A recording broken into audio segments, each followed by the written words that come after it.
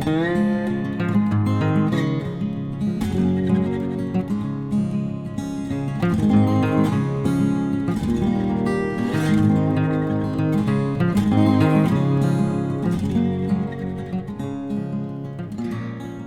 morning, everyone. Welcome back to Copperline Rattler Ranch. I'm Julia. I've shown you some garden videos in the past. I mean, I'm not a professional gardener or even a good gardener at all by any stretch of the imagination. We did our pallet raised beds a couple years ago. They are, of course, you know, as pallet wood would do, starting to fail, and we kind of expected that they wouldn't last forever. But I was kind of thinking about how much water these beds use and where we are.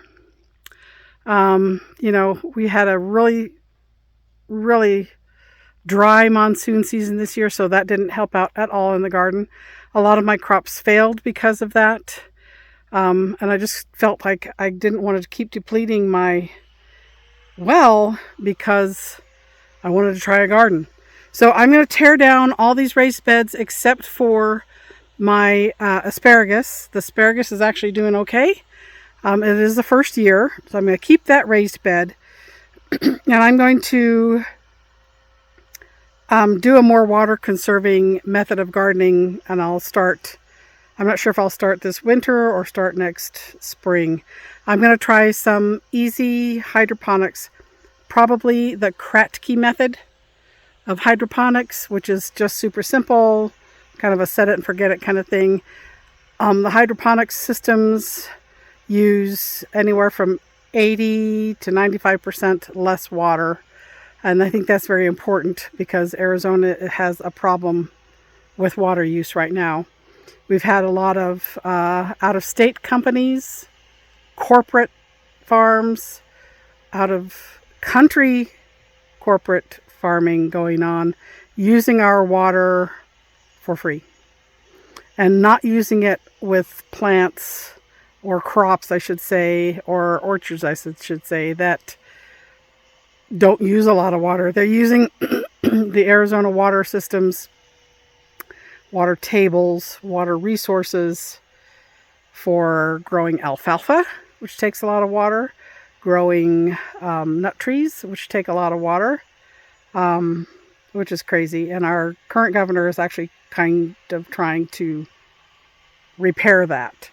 We also have some other farming going on that takes a lot of water. I won't mention what those are, but people in Arizona know what they are. And it's kind of crazy.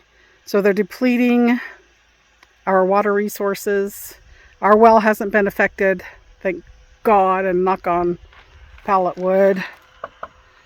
So hopefully that will remain so. But when watering these garden beds, I know I was using, 1,000 gallons a day for just 9 beds. And that's just ridiculous to be using that much water when there are other methods. And honestly, I know hydroponics and aquaponics and aeroponics have been around for years and years and years. I just wasn't aware of what that meant and how I could manage that. I was always afraid of the cost and all that. So it's going to be a slow go on that. And like I said, it's a future project, but I need to get these other beds out of here. I'll probably maybe do it in the same space. We'll have to see. So for right now, that's all I'm going to do in the garden is just tear it down. You don't need to see me doing that. So I'll just show you when I'm done, or maybe some portions as I go along.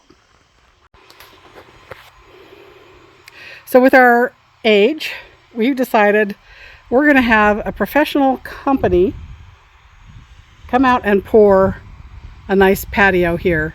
So it's all ready to go. We're going to get the concrete on Monday, and we'll kind of show you that. Maybe just show you after it's done. I don't know for sure if I'll take any video of that process, but our company came out, set the grade, built up this area with an aggregate base. I put the rebar in today. The forms were in yesterday. Rebar went in today. So we've got this space and then this space at the front of the house that we're going to have done.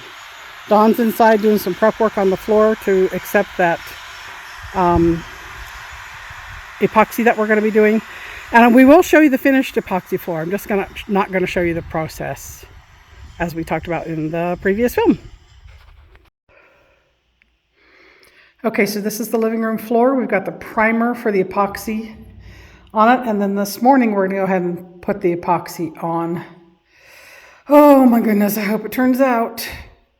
Again, we're not going to show you that process. We'll just show you after it's done, and then hopefully after, also after it's had time to cure.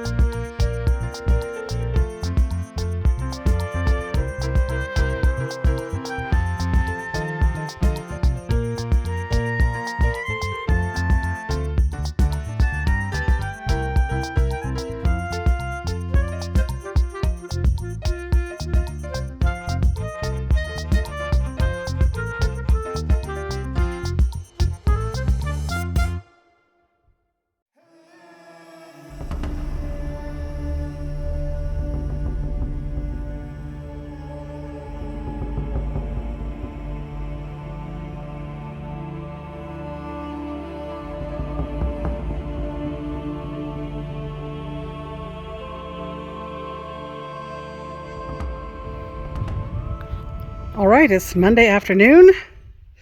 They came out and did our pour on all 3 locations. I'll show you here real quick. This is, of course, between the 2 sliders. The bedded room is over here. The living room is over there. Yeah, we need to wait for it to cure.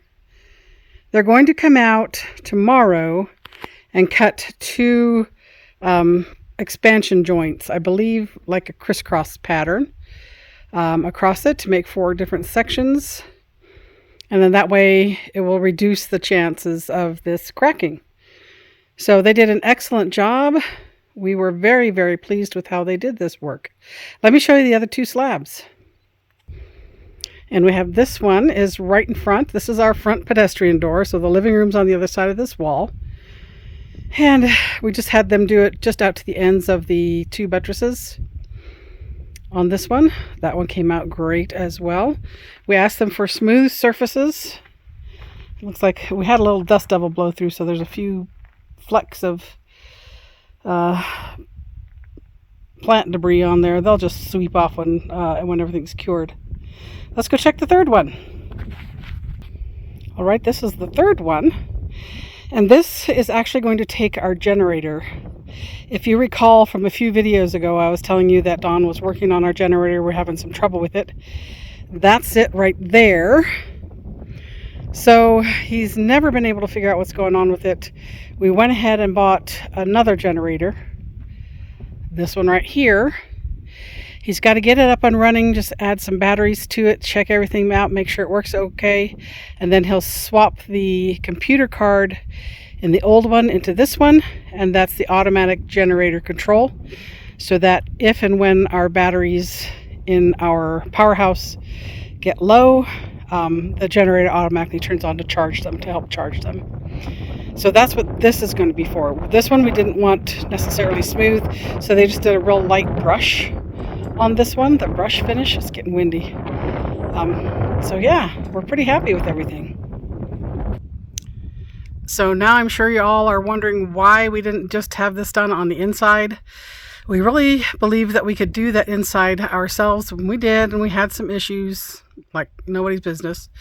But with everything that's gone on with our house, all the issues that we've had, our age, we're not young people, and we wanted to kind of get this done out here.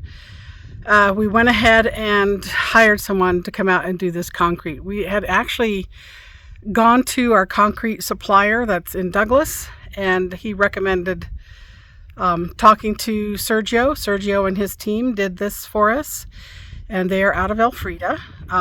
They did a great job. So he kind of talked us into it. When we checked with Sergio, he came out, he gave us an estimate, told us how quickly he could get it done, and we were like, let's do it. Let's just do it. We don't want to be mixing concrete again. It never would have turned out this great if we had done it ourselves. So yeah, we really needed to have this done and really needed to have a professional do this part. All right, so this is right after we're finished. It's still wet. So a lot of this is going to find its own way, and we'll see what kind of design it creates on itself. It's basically what it does as it settles and moves around with the heat and the curing process.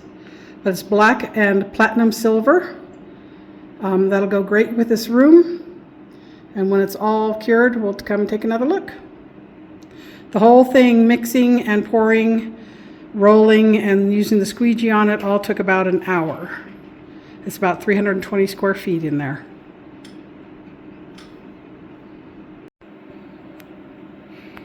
Okay, we're now at about 6 hours since we finished this pour. It should be pretty stable. I don't think the colors are going to change anymore right now, but you can kind of tell if you go back and take a peek just a couple of frames ago at how it looked and how it's changed since then. Well, I kind of like it. I think it turned out great. A little bit challenging, but like I said, it only took us about an hour with the mixing and the pouring. I did the mixing. Dawn did the pour and the distribution of the silver. The silver went on first, and then we did the black highlights after the silver encompassed the entire floor. And this is how it turned out. And we'll see when we can walk on it tomorrow. You have to wait 24 hours before you can walk on it. So this is the final result. The floor is cured. The final result of the epoxy floor. Next thing we got to do is get some furniture. I'll back up a little bit. This is because over here is where I've been taking all the other videos and photographs. So you can kind of see for comparison how everything's changed. This is it, of course. It looks wonderful. You can see the light reflecting. Yep, good choice. So that'll be it for this week's video. We hope you enjoyed it. Remember to like, share, subscribe, and we'll see you next time. Oh, questions and comments in that comment section below. Bye. Oh, hey, by the way, let us know what you think of the epoxy pour that we did in the living room. Let us know how you think it turned out. We really do like it. It turned out, I think, phenomenally well, and we were so worried and stressed over that until the end of the day when we were done pouring. And actually, not the day, but It only took us about an hour to do the pour itself.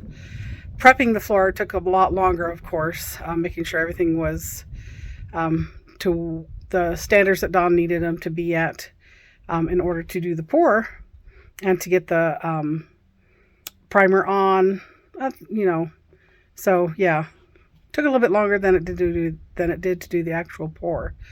But we're happy with it. It looks great, I think. I've shown you some pictures in this video, so let us know. Comments and questions below. Thanks.